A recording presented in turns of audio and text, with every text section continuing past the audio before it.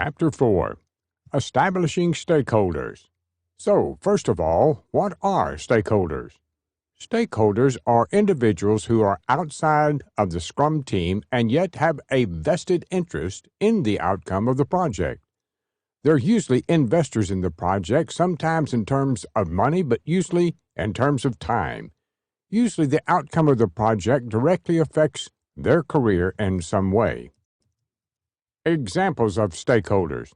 A product manager usually plays the role of a product owner, so in that instance is not a stakeholder strictly speaking, since he or she has a role in the Scrum team. However, the senior product manager is an example of a stakeholder, having a vested interest in the outcome of the project.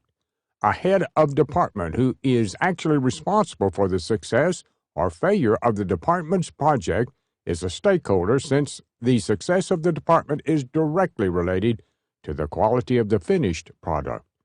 Directors on the non-executive board stand to see their shareholders profit from the product and have a vested interest in it.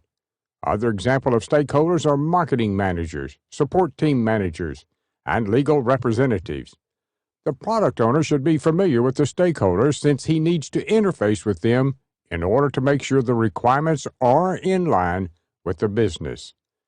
The importance of stakeholders at sprint review. In my experience, the presence of stakeholders at the sprint review has been invaluable. Very often, issues and matters crucial to the finished product come to light early in the process instead of at the end of a release. Scrum is a huge advocate of the Agile principle of communication between the customers and the team. Therefore, the sprint review exists to make this a reality and increase return on investment.